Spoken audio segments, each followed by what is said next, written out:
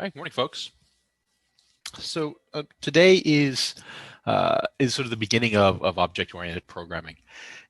This is the sort of first sort of intro stuff if you've never sort of seen sort of OOP or sort of any of its components before in sort of another language or something like that. So I'm going to sort of go over it in hopefully terms that are sort of relatively easily understandable. I'm going to talk about a few things that you'll see more of if you go on to CS2 as well. I'll sort of mention them and be like, these are sort of upcoming things. It's really the sort of OOP stuff is really a sort of combination of the things that you've learned so far. So stuff like using methods, creating variables, and then sort of doing operations within those methods. You likely won't have a homework that directly deals with sort of OOP specifically for this semester. It depends on exactly how far we get with the homeworks. I think slated. I have 9 or 10 homeworks that are sort of ready to go. Typically, we only get through maybe 8 of them or so on any given CS1 semester. So we'll see exactly how far we get. If we get to some of the later ones, then there will be some OOP stuff in there. One of the ways that I like to think of sort of CS1 in general is if you're learning a new like spoken language, for example, something that you're sort of unfamiliar with, one of the first things that you get taught is a lot of vocabulary stuff. So, you take a sort of a Spanish 1 type class, whether that's in high school, whether it's as an undergrad, whatever it may be. You learn a lot of vocabulary. Vocabulary is sort of a huge part of it. You do learn how to put sentences together, but they tend to be sort of relatively simple. And a lot of it just is, what is the word for whatever object you're looking at or whatever sort of concept you're thinking of. CS1 is a lot the same way. There's a lot of vocabulary stuff. You're learning what is a for loop, what is an if statement, and you're learning some simple ways to use them, but nothing really in a larger concept. It's not until you get to object-oriented programming and sort of the extension stuff that we do in CS2 that you really start to see how you can fit these concepts together and actually create a larger program.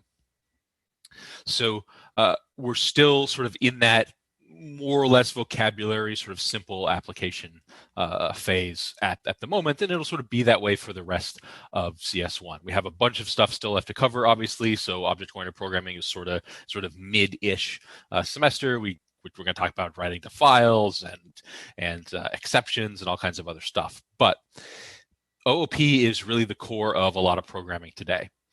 And as you go to CS2, especially if you're a CS major, you will start making larger and larger applications. One of the things that I do in my CS2 class, I don't think any of the other CS2 professors use this sort of project-based thing, but I have a console-based blackjack game that we make. And of course, it has a bunch of classes and it's all complicated and stuff. But over the course of about 4 to 6 weeks, we build up the entire console-based blackjack game. It's, you just type stuff in the console, stuff that we've sort of been doing for the homeworks, but it lets you see all of these concepts that you've been learning in CS1 and sort of up to that point in CS2 in a much larger context. So OOP is the start of that. And understanding how this works is very important for your future, especially if you are in computer science, because this is most of the way that folks program nowadays. So we've been doing sort of in class, in our examples, in your homeworks, we've been using what would be called procedural programming. So the typical procedural flow for some sort of program would be some input data, and then you take that data and you do something to it. And then, I don't know, whatever, maybe you do something else to it. And then you get some sort of output. And that's exactly what we've been doing. We've been taking in data, as in some input from the user. So they would type in numbers or type in a word or whatever. Then you would do something to it. You would call a method or you do a calculation, and maybe you do some other calculation. Maybe you do a couple of calculations on it. And then in the end, you get your output. You get whatever the result happens to be, you print it out to the screen, program's done. That's this idea of procedural programming. You send it through methods or whatever you need to do to get your output. It's very sort of verb oriented. You tell the computer, do this to the data, do that to the data, done. There's nothing wrong with this type of programming. Coming from sort of physics, computational physics type sort of field, nuclear physics specifically, this is what we did. We would take in some data that could be information about the nucleus that we want to do a calculation on. It could be a lot of data, it could be gigabytes and gigabytes of data, or it could be a relatively small amount of data. We would do something to it, do some math on it, do some physics on it, do some other physics on it, and then we get information like the ground state energy or something of a particular nucleus. So there's nothing wrong with that. It's used all the time. But to make larger applications that, for example, you would run on your Windows machine to play a game, or to in this case display a PDF, or all those sorts of things, typically what you will see is this sort of object-oriented style that we're going to talk about today. So there's nothing wrong with procedural flow. It's just not what most people use to make sort of desktop or mobile type applications. So as sort of an example to this, I have sort of a simple sort of main for, say, a palindrome type assignment if we were to do one like that. So you have some data that gets read in from the user, say it's a string. You do something with the data. So in this case, I'm calling a method that will tell me, is this a palindrome or not? And then the output would be saying the text is a palindrome or it's not a palindrome. That's the procedural flow. And that's what most of our stuff that we've done, actually probably all of the stuff that we've done, has been so far in this class. It's very do something, get an output. Object-oriented programming is based on data types. Typically what you do when you first start writing an object-oriented program is you identify things that are part of your problem domain. Let's think about a game, for instance. So think about like Frogger, something simple. The things that are part of the domain. Think of physical things. You have the frog, right? You have logs that are moving down sort of like a river or something. You've got cars driving on the road, that sort of thing. That's what I mean by things. Think of physical things. It doesn't have to be physical things, but that's the easiest way to sort of conceptualize what I mean by things. Now, those things, the cars, the logs, the frog, they know about their data. So the car knows how fast it's going. The frog knows how far to jump when you move it forward. The logs know how fast to move, and they know how big they are, for example. So these would be things like variables. So you could imagine a frog having a speed variable. So a frog is a thing, it has a speed variable. And then those things, so the frog, the car, the log, it does work on that data. Those would be methods. How do you move the frog? You move it at a particular sort of whatever jump distance is. Or how do you move the car? You move it to the left or to the right based on its speed. So you use those variables to do something to the thing, to move the thing, for example, or change the thing's color, that sort of thing. So typically when you first start out with OOP, you're thinking of physical things. So when we do a blackjack game, for example, when I do the blackjack game in my CS2 class, what is a thing in a blackjack game? It's a card. And the card knows about its data. The card knows that it's a particular suit and a particular value. And what can the card do? Well, it can be dealt, for example, or you can think of like a deck as a thing. And so the deck can deal cards, for instance. So that's this idea of things, these data types. And we'll talk about why I call them data types here in just a few minutes. But that's what I want you to think of them for now. Think of just physical things. So think of a video game, think of the individual physical things that are in the video game, and understand that they know about their data and they do work using that data. If you go onto Google and you look up, what are the key points of object-oriented programming, or what are the keys to OOP? You'll probably see either 3 or 4 things. Sometimes encapsulation and abstraction are sort of combined together into one thing, but usually you'll see these 4 in some way. We're going to talk about all 4 of them today. Two of them, inheritance and polymorphism, are something that you're not really going to see until CS2. So if you take CS2, you'll get a lot more info about those. I just have sort of a single slide on them right now. Encapsulation and abstraction are stuff that we're going to talk about today and Thursday, and sort of understand sort of what these things actually are. But these are the four things that typically you'll see as part of object-oriented programming. So abstraction is this idea of only showing the essential features of the application while hiding the details. Think of this like your computer. So I've got a laptop, and I've got a NVIDIA Jetson sitting around here, and I've got my desktop. It has a lot of components. All of these computers, my laptop, everything, they've got a whole bunch of components to them. There's hard drives, there's your motherboard with a ton of components, so there's all sorts of chipsets on there. You got video card, you got all sorts of stuff, all tons of stuff in there. You've got obviously stuff connected with your keyboards. You got keyboard stuff. I got a mechanical keyboard, so there's tons of switches and stuff in there. I've got a mouse, all of that.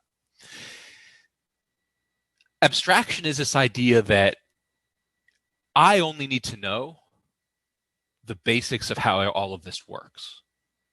What happens when I press the power button on my desktop or on my laptop? A lot of stuff happens. There's currents, there's voltages, all of this stuff gets triggered. There's, from sort of a higher level, there's a post process that the motherboard goes through. All of these things are happening underneath the hood. And I didn't do any sort of computer engineering or electrical engineering, so I don't know all of that process. But in order to use it, in order to use my computer, do I really need to know? That's abstraction. Everything that the computer does is hidden except that power button. I press the power button, a whole bunch of stuff happens. I don't need to know about it. It doesn't matter for me to use the computer.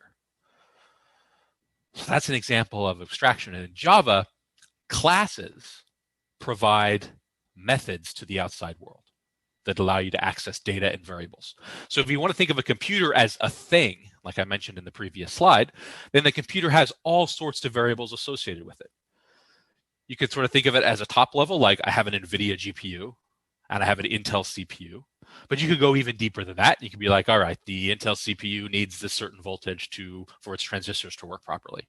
And you could go deeper than that if you want to as well. You could think about all the variables for how much RAM you have, what type of RAM it is, and the speed of the RAM, and all that kind of stuff. So you can think of all of these variables associated with the computer. And you can think of the methods as what happens when you press the power button. You might have a whole bunch of methods that run as well to turn the computer on. But the power button is the only one I need to know about, the only one I need to access. So all of that data is going to remain hidden. I don't need to know about the voltages to use it. For a computer, you could go into the BIOS and mess around with it. But from sort of a top-level view, I don't need to know about any of that stuff to use the computer, to use a computer properly. Now, if this is still sort of like, okay, talking about access to the outside world and all that, that is just syntax stuff. That's stuff that we will talk about today when we do some sort of examples of programming up some classes. But I want you to sort of have this concept, this idea that we have things, those things have data, like inside the computer, and there's methods that act on that data. Things like a power button to turn on the computer, for instance. Encapsulation is about putting similar things together. It's closely related to abstraction. So it's about binding variables and methods together in a class. And this is where the class stuff comes from. Because if I had a class that represented a computer, then all the variables related to the computer will be in that class. All the methods that act on that data will be in that class. So that's encapsulation, taking all these like things and putting them together. And the class will represent the data. A class is a data type, kind of like an int, kind of like a double, but it's just more complicated. And if you want to use a class, you typically treat it as a black box. Something you don't have to know how it works on the inside, you just have to use it. Ever since we first started reading in data using the scanner, that's when we've sort of used this idea. A scanner is a class.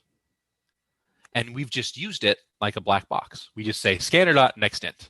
How that works doesn't matter. We don't need to know how it works. We just have to use it.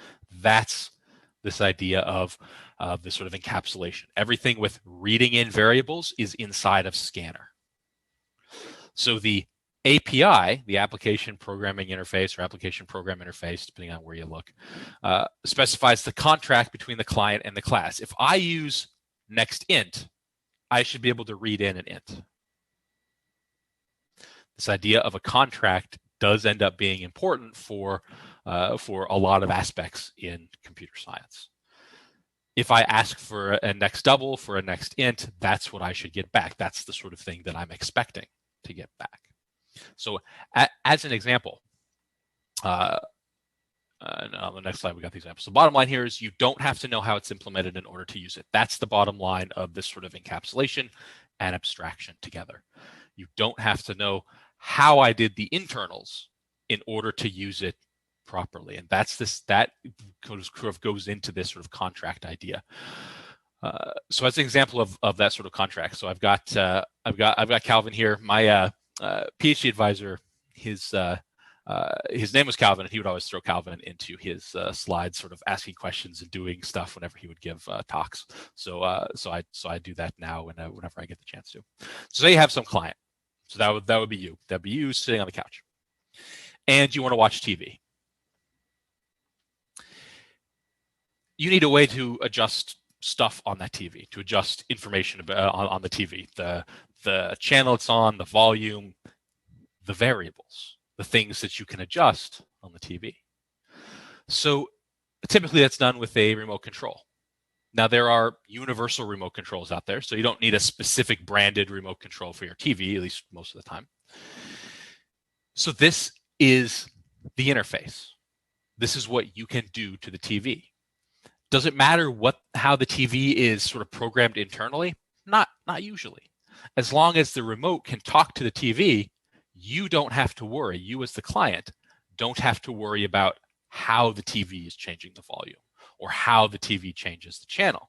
So the client, you, only need to know how to use the remote. So you look at the remote and you can say, okay, there's volume up, press volume up, the volume goes up. You don't have to know how to actually turn the volume up on the TV, sort of internally with the voltages and all the stuff that happens. The implementation needs to know that it can use the remote, so that the remote can actually have a volume up so you can change it on the TV. So the implementation needs to know what API to implement. You need to know how to use the API. I know this can seem a little sort of hand wavy, but it's exactly what we've been doing with the classes we've been using so far. With Scanner, you don't have to know how to read in an int. You just call nextInt. That's the API. The API is nextInt and nextDouble and next.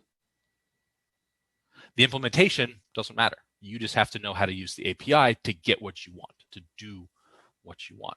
So if you think about this concept of you using an API, the API has some implementation that works.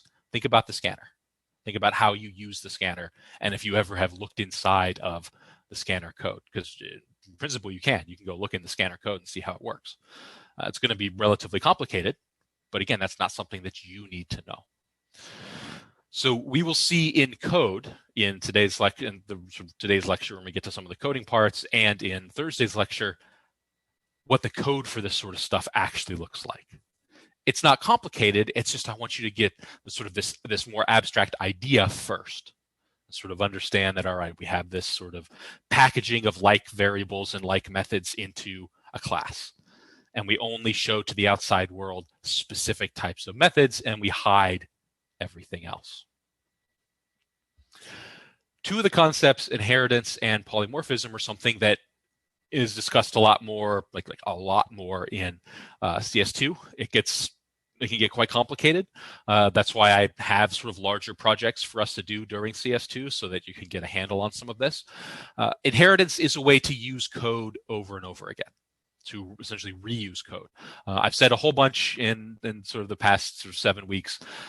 If you find yourself copying and pasting code, there's usually a better way to do it. Inheritance is one of those ways.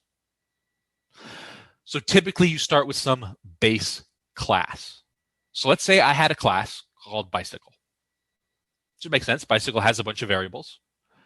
The size of the tile, or the size of the tires, the height of the seat, the height of the handlebars, how many gears you have, all those sorts of variables. And it would probably have some methods to act on those variables. You might have a method to move the bike forward, and it would need to know things like what gear you're in and the size of the tires and all of that sort of stuff. So you can imagine a class bicycle. That would be, say, a base class. You might hear me call this sort of in the future a superclass or a parent class. That's this idea of this hierarchy. So a base class or a superclass or a parent class. A derived class is something that is usually more specific, a specific version of the parent class or the base class. So even though a bicycle is sort of relatively specific, you might have a mountain bike. Maybe that has some shocks on it or something. You might have a road bike with some specific sort of road bike features. You might have a tandem bike. That one's got 2 seats on it. Two seats or potentially even more seats. So it's a more specific version of a bike. The power here is that a derived class inherits all the variables and any methods defined in the base class. So if I want to have a tandem bike, I don't have to repeat all of the data, all of the methods, all the variables that I had in bicycle in order to create a tandem bike. I can just reuse stuff from bicycle. So it's this code reuse idea. And there are specific keywords and syntax you use in Java to create this relationship. So that's something, again, that we do a lot more in CS2. Sometimes you'll hear derived classes called subclasses or child classes. I typically use subclass or child class when I talk about them, but it sort of depends on the language you grew up in and the professor that is sort of teaching you as to which version of the sort of naming that you use on them. So that's this idea of inheritance. For now, just understand that it lets you reuse your code without having to do a bunch of copying and pasting if you have sort of similar but slightly different versions of something, like a bicycle, for instance. Polymorphism is a bit more complicated. It doesn't really, it's tough to do sort of a one-slide explanation of what is polymorphism. So I typically sort of talk about an example of sort of where I've used it in sort of the scientific programming realm before. It basically lets you process objects differently depending on their type. It's a runtime thing. So when you're running the code, the exact type of your object, the exact class that you are, is decided at that time. That probably sounds a little weird. The way that I've used it in a scientific context, for example, is that we had some nuclear physics code that would run. That it was all sort of ready to go, running on the CPU. But of course, GPUs are sort of big in terms of computation nowadays. Most of the big supercomputers have some sort of GPU or equivalent on them to help you get even more performance. So what we would do is we would write a GPU version, but it would be decided at runtime which one to run. So I didn't have to specifically tell my code, run the GPU version or run the CPU version. If there was a GPU on the system, then it would just use the GPU version. But the code, I didn't really have to change to make that switch happen. So my code was polymorphic. The word sort of comes from sort of think of it like many faces or many forms. So the code could be more than one thing depending on the situation and where it was ran. So I could write some generic sort of interface that could hide multiple underlying implementations. I know that probably doesn't make a whole lot of sense at the moment. It will when in CS2, but just keep in mind, polymorphism is one of these things that allows you to have your code be sort of different depending on the situation. Depending on that situation can be potentially many things. So we would have one implementation for the GPU, one on the CPU, and it would decide at runtime when it would actually happen. So these sort of last two, inheritance and polymorphism, is not something you need to know for this class, and we're not going to be talking about it a lot in this class. That's mostly CS2 topics, but I just wanted you to be aware of these things, that this inheritance and polymorphism, abstraction, and encapsulation are the four sort of pillars of object-oriented programming. And to really have a good grasp of OOP, you do have to understand the whys and the hows of all four of them. Okay, so do you have any questions before we move on to some of the sort of coding explanation of some of this?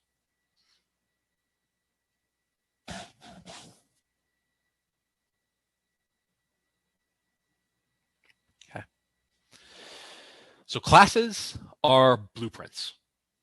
They're blueprints for objects. So there is a difference between a class and an instance or an object of that class. So the class itself defines the data and the methods that an object of that type can have. So here we have, on the picture here, we have a starship, right? This is the blueprint. Well, that's sort of one sort of page from a blueprint. I can make as many of these starships as I want, as long as I have the blueprint to build from. That's the idea. This is a class. The actual starship that you'd create would be an object of that class. So when you create an object from a class blueprint, that's called instantiation. So I instantiate an object from a class. And typically, if you talk about an instance of a class or an object of a class, you can use those interchangeably. So if I create an instance of a class, that is an object of that class type. So that's one of the key things with classes. The classes are not the objects themselves. They're just the blueprint. They're what the object will contain if you build one. We're going to talk about building them here in just a second. Oftentimes, you will see class diagrams. These are very useful because they break down what the class has and what it can do in a digestible form. So you don't have to look at a bunch of code to figure out what is this class, what does it do. So typically, you're going to have a class name in the diagram. You'll have whatever data fields there are. So in this case, we have a circle class with a data field of radius. This goes along with that thing, right? The thing, it's a circle. It's a very simple thing, but it's a circle. And the data in that I need to know about that circle is the radius. If I was using some graphics with this, I might want to know the color. I could have a circle, I could have the color of the circle if I was using graphics. And then we have methods that use that data. Things like set radius, so that we can change the radius of the circle, or get area, so that we can compute the area of the circle. So very basic class diagram. Hopefully what these things do, the data and the methods, hopefully they make sense to you. A circle has a radius. And then we have some data or some methods that act on that radius, that can do something to that radius. Now, this is just the blueprint. If I want to create a circle, I need to instantiate an object of the circle class.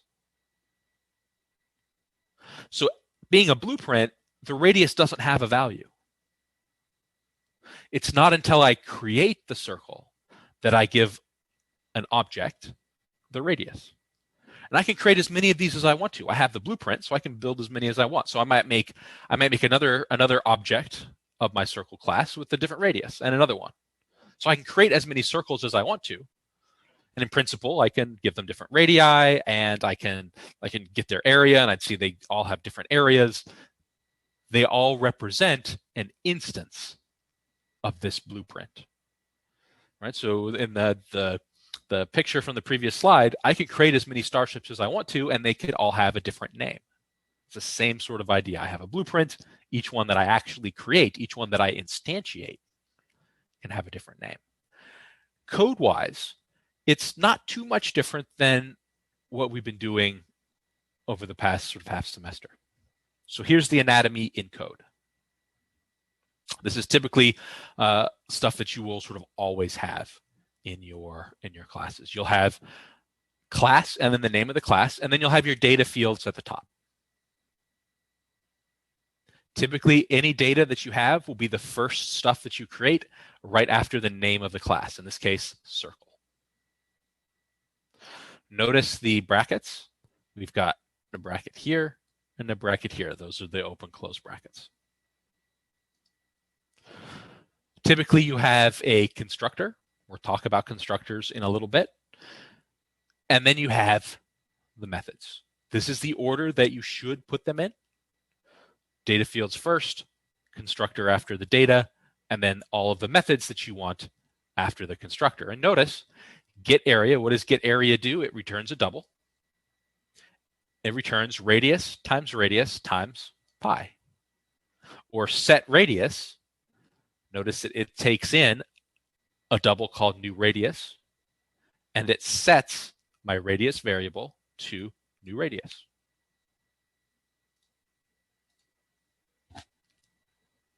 So it acts on this radius data. One of them uses it for a calculation. The other one can change it. Again, we'll talk about the constructor in a moment. But this is typically how your classes will look. Now that might lead to a question. We have a class every time we have a homework or I do some example programming or something. There's always a class. We have a class called whatever, example, or a class called PA1A or whatever, with some sort of class name. The only thing we've really put in there ourselves has been a main method. Well, either automatically put in or sort of already in there for you in the assignments, is a main, public static void main, string args. There is no main here. This is it. This is a complete class. This class would work properly in our code. If I copy and pasted this into some code, this class would work. So then the question becomes, why don't we have a main? This goes back to the blueprint idea. This class is solely for making circle objects. Main is where the program starts.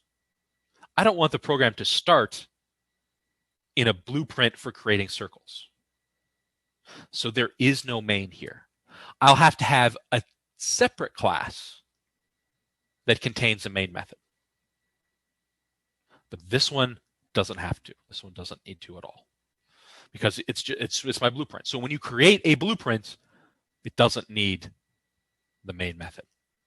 Wherever you want to start the program, that's where you put the main. And there's only ever going to be one main in whatever application you're writing, because you need one place to start the program. That's why there is no main here, because I intend for this to be a blueprint. Most of the time, the diagrams you see will be UML diagrams. This is Unified Modeling Language. I do try to follow this, especially when we get to CS2. You'll see a lot more diagrams, but if you see some in, for example, in your book or online or something, typically they will use this format. It provides a very standard way to represent classes and objects. So our circle class would look like this. We have a radius, it's a double. The name, circle. So we got the name in here. We have the data here. We have a line for the separation. And then we have the methods in this region. So it's set up in roughly the same way that your class is organized as well. The name, the variables, the methods. The constructor always goes first. So the constructor is always the first one that comes in here. And then I have my get area that takes no arguments and returns a double. Then I have set radius that takes a new radius variable as a double and returns void. Based on this information, you could write this class yourself, provided you knew how to compute the area and set the radius. So that's the purpose of these class diagrams. If I give you a class diagram, you should at least be able to do the outline of the entire class. It might be implemented differently, or you may not know what the implementation of the methods are, but you should be able to at least outline it. That's the purpose of the class. It tells you a lot of information about what it does in a relatively compact form, so you don't have to sort through code to figure it out. When you create an object, it would look something like this. You would say the name of the object and what it is. Circle 1 is a circle, and its radius, its data, is equal to 1. So if I created a circle that had a radius 1, that's an object that I could sort of represent here. All right, the constructor is something that we need to talk about as well. This is what you see when you use a new keyword. We've used new many, many times. We always say scanner input equals new scanner system.in. To invoke the constructor, you use the new keyword. So when you write scanner input equals new scanner, you are invoking the constructor in the scanner class. For my circle, I'm saying type is circle, the name is circle1, and it is a new circle, and I invoke the constructor. The constructor must have the same name as the class. This is not a constructor. This is not a valid constructor. You put nothing for a return type. You do not have a return type. So void is technically a return type, even though it means no return type.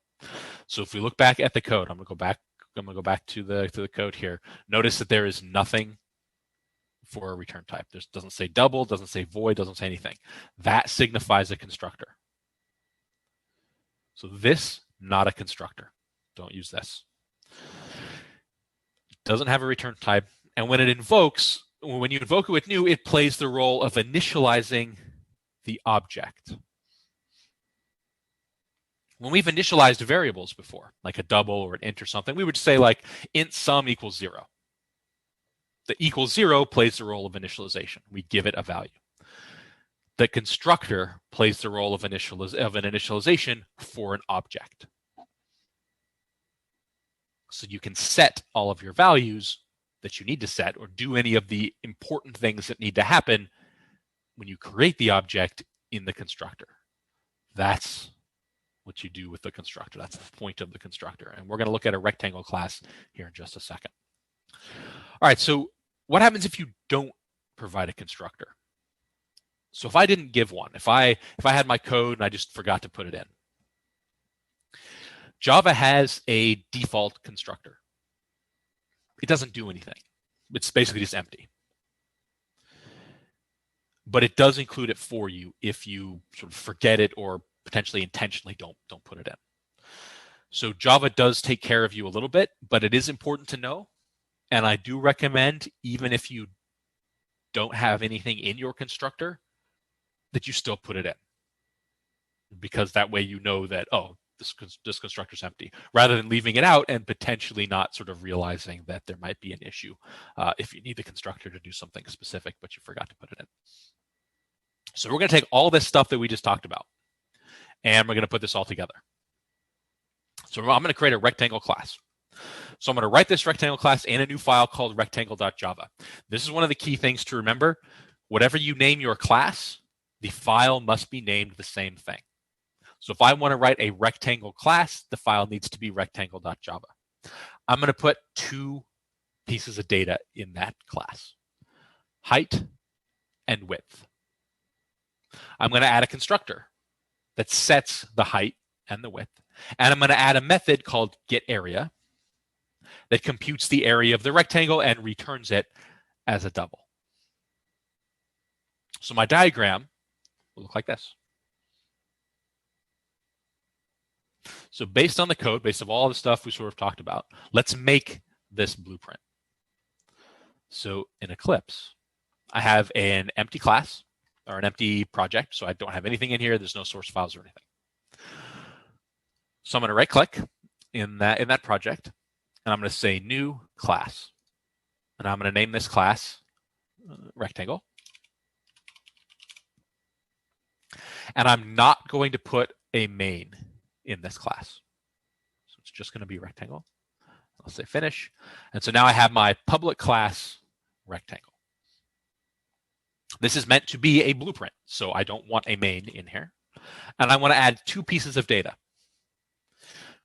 For now, I'm going to put public in front of it. We'll talk about these sort of public versus private versus a few others a little bit later on.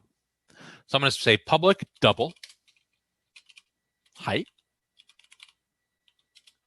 and public double width. So those are two pieces of data, and Eclipse does a pretty good job. It depends on what sort of color scheme you go with. But in this sort of dark mode, it gives me a nice sort of cyan color. That's my data that belongs to a rectangle object that I would create. Now I need my constructor. This should initialize the variables in my object when I create one. So there's no type here. I don't put void. I don't put double. I don't put anything like that. You can put public though. I think in the slides I didn't put it in, but I'm going to put it in here. I'm going to put public. I'm going to say rectangle and takes no parameters. So you don't send anything into this. But I am going to put some code in here. I'm going to say height equals whatever. It doesn't really matter. 5 and width equals 7. So I still get that cyan color. So this is saying that my data for this class, height, is going to be set to 5 when I invoke the constructor.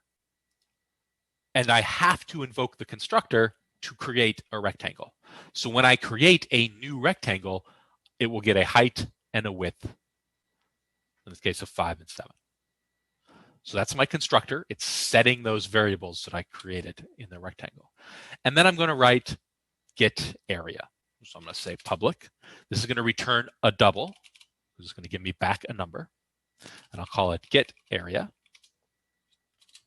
Doesn't need to take anything in. And this is going to return the area, which is height times width.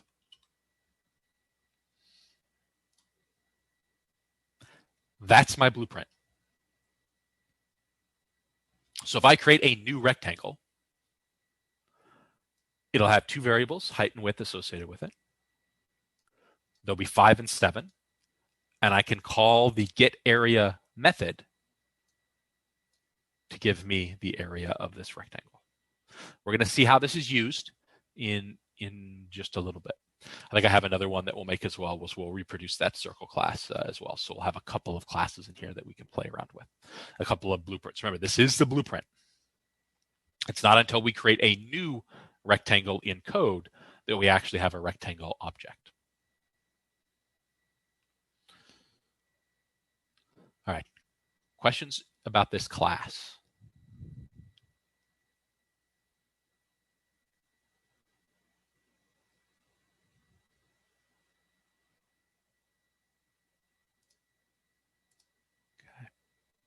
All right, and the class is in here along with a couple of comments as well. All right, so objects are accessed via their reference. So if I want to create a reference to an object, I just use the class name, so rectangle and the one we just wrote, and then whatever I want to name that particular object of the rectangle. Now, this doesn't actually create a new rectangle. It's actually empty. This doesn't actually point to a rectangle yet unless you do a new keyword. So if I had my circle, this combines the instantiation and the assignment. So I instantiate with new circle and I assign that to a circle object. So a reference to a circle that I've created. So typically you will see lines that look like this. Circle, circle 1 equals new circle. Or with the rectangle, you would see rectangle, say R1 equals new rectangle. That's what you will typically see. If I want to access the data, so for the circle, if I want to access the radius of the circle, then I use the dot operator. We've seen the dot operator since the first code we wrote for the hello world. We have system.out.printf. The dot operator is how you access components of a class. So it's how you access class methods or the class data. So it's always going to follow the name of the object. That's why we say input.nextInt. Input is an object of scanner, and scanners have a method called nextInt. In this case, the one that's here, the circle1.radius, radius is an instance variable because it depends on the specific circle that we're looking at. I could make 1,000 circles. They could all have different radii. So I need to pick a specific circle to grab its radius. So it's an instance variable. It depends on the instance that we're specifically talking about, the specific object. So we'll use this when we write a little bit of code to mess around with the actual rectangle values and stuff. I also want to write the circle class as well. So we're going to write that here in just a second, but I want to talk about something real quick. This has two constructors. I got a blank constructor with basically nothing in it. And I have another constructor that takes a double, in this case called new radius. And it sets the radius variable to new radius. Two constructors is perfectly fine. We talked about overloading a little while ago. Overloading methods works exactly the same way for constructors. So you can have as many constructors as you want, as long as they have something different in their parameter list. Now I've done something real subtle here. It might not be easy to spot. If I use the first constructor to create an object, and then I try to call getArea, what's the area actually going to be? Because radius here, there's nothing set. What is radius? I don't know. The constructor, does it set it? No.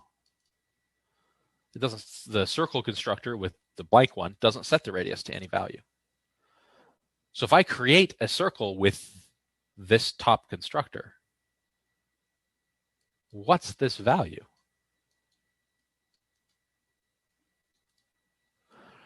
That's a good question. We can actually try it out as well when we do a little bit of the coding, just to see what it actually gives us. This is why the constructors are important. Making sure that you set your variables appropriately in the constructor is very important. And that's what the second constructor specifically is doing.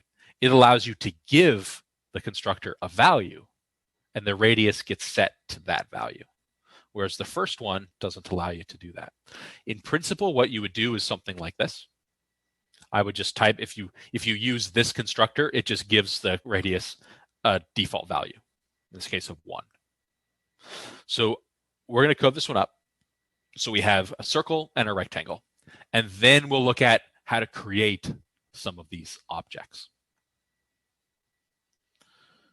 So back over here in Eclipse, I don't want to write my circle class, my blueprint for circles. I don't want to write it in this class because this is only for rectangle. And the file is only for rectangle as well. So I'm going to click on my project again, and I'm going to say new class. I'm going to say circle. So create a brand new class, brand new file called circle. And I'll create a public double radius, just like we had in there. And I'll create those two constructors. So I'll create a circle, this, just an empty constructor. This would be the equivalent of the default constructor if it was the only one in here. And then circle. And this one takes in a double. I'm going to call it new radius. And here I'm going to say radius equals new radius. And notice the coloration here. So the sort of darker blue is the one that comes into the constructor, and then it's setting my cyan blue color to the data in my blueprint. So I have two constructors, and then I'm going to put in those two methods. So I'm going to say public double getArea. So similar to what we did with the rectangle, but this time I'm going to return radius times math.pi. And similarly to the rectangle, or similarly to the code that we saw, I'm going to write a public void set radius. So this is going to do something similar to what that first constructor does. It brings in a new radius and sets my data variable to the value that comes in. So it's another simple class. We will change what the default circle here does And I want to show you what happens if you try to create a circle with this constructor. We have a blueprint for circle and for a rectangle. So now let's see how we use them. And on the slides, I have the diagram here as well. So a couple of constructors, get area, set radius, all of these sort of information that you would need. And if you could figure out how to implement them, then you could have the whole class right here. All right, so we'll do this with the circle first. It's basically create a new circle and do some prints. That's the point of this, and create a different circle and do the prints. So we're going to do this right now. We'll do it with some rectangles as well. I think that's one of the other sort of like exercises in here. So we will do it with, we'll mess around with it with a rectangle as well.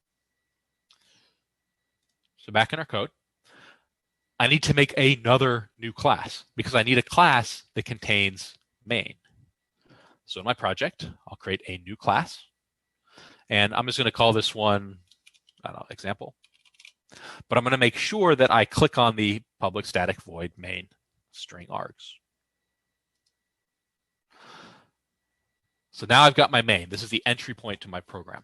And as long as my circle and my rectangle, if you look over here in my hierarchy or in my package explorer, all three files are in the same location. So my example class that contains main has access to the circle and to the rectangle. So the code that I wrote, I can use here to say circle C1 equals a new circle. And that's it. I've just created an object of the circle type, so an instance of my circle, using, if I go to my circle code, using this constructor. So I wrote the blueprint, and then I create an object from that blueprint that I wrote. And it uses the constructor that takes no arguments. So I could print out, for example, let's just print out the C1.radius. What is the radius of C1?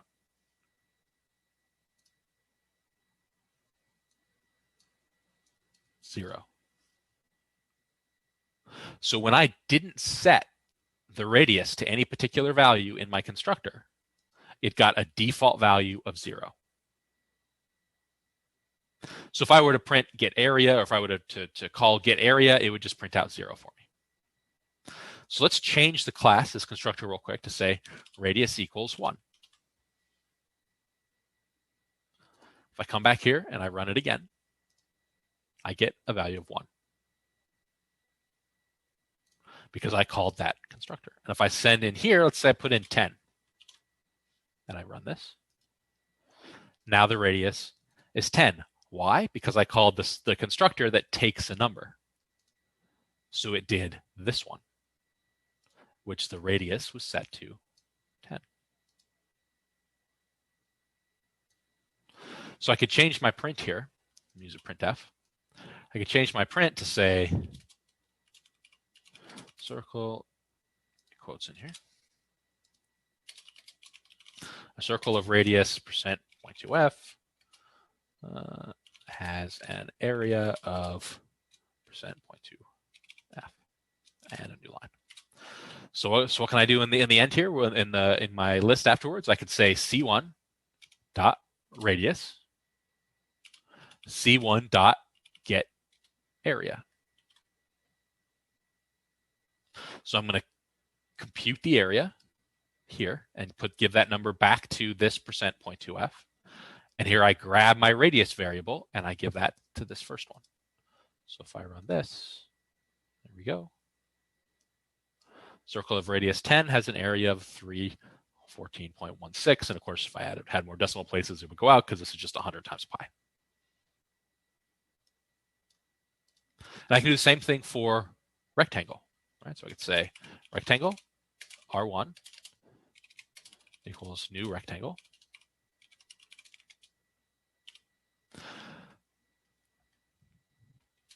Then I can do the same sort of print. Actually, let's just print the, let's just do this. Let's just say rectangle has an area of and a percent 2f and a new line. And I can say R1 dot get area. So I can call those methods with the associated rectangle or triangle. So I could do this circle again. Let's create another circle here. Circle C2 equals a new circle. And let's say this one has a radius of 20.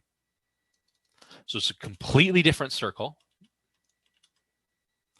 And all I have to do is change my reference, because this one is C2.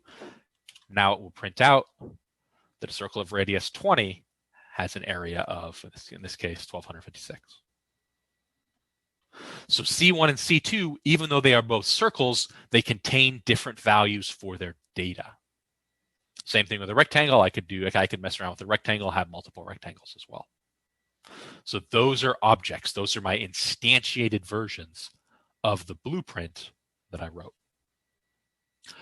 Hopefully, if you haven't seen this sort of stuff before, hopefully this starts you start to realize a little bit of the power of this. Because let's say I was making that blackjack game that I mentioned. If I had a card as a class, then I could create 52 cards, each one with a different suit and value combination. Just like I have for the rectangle, I have a height and a width. So it would just be a suit and a value. So being able to package up data and methods together is very important for most applications and is nice and easy to do.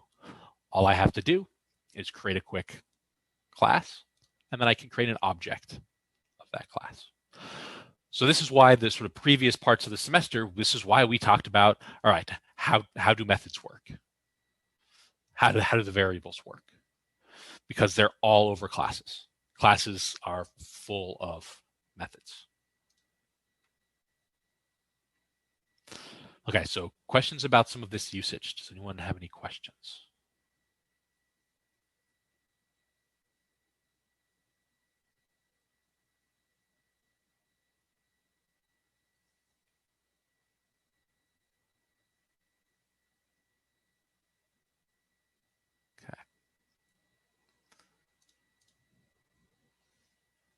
All right, so I got a couple pop-ups in this one here. So things like instantiating the first constructor, or the circle with the first constructor, accessing the radius and the get area, doing it for the second one, and so on. So this one just has circle, but it's sort of the same idea.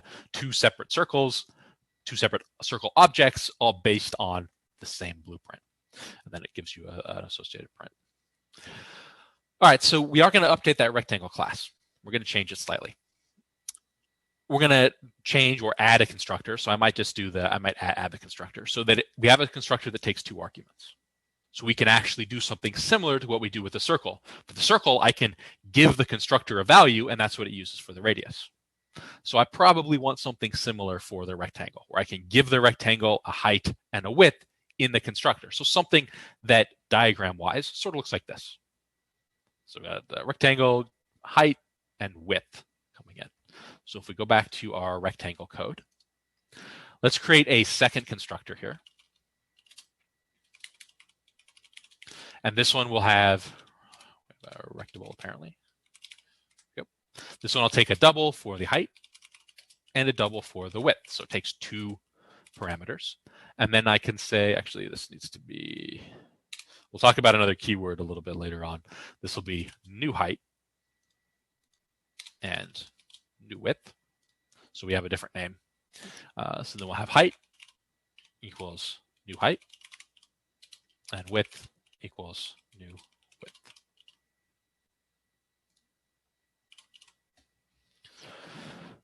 So 2 constructors now, just like for the circle. So back in my code that actually uses it, this rectangle, R1, uses the 5 and 7. Whereas if I copy these lines, I create an R2. This one can use something else. Maybe I want 4 and 9, for instance. So I say R2, So let's do like 7 and 9. So I bring in these values. Now I print out R2's version, and we got 63. So 2 separate rectangles, one using the first constructor, one using the second constructor.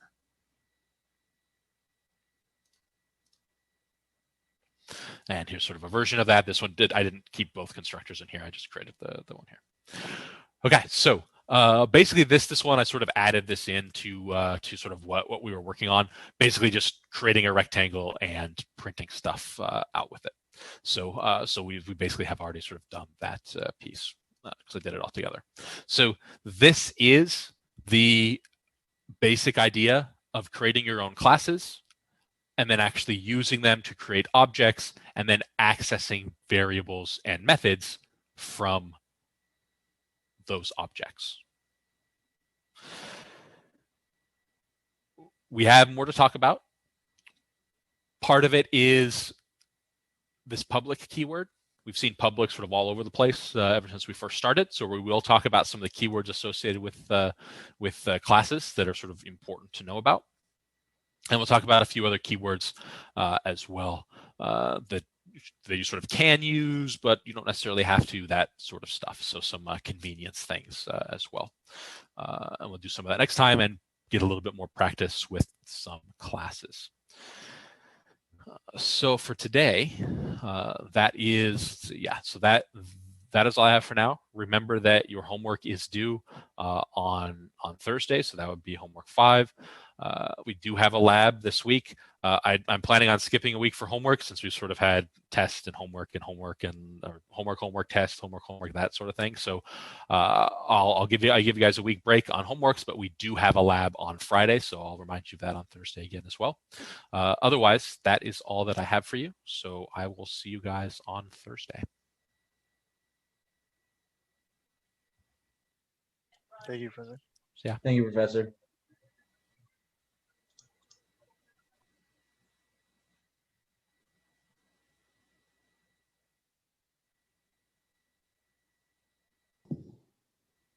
Hello. Yes, sir.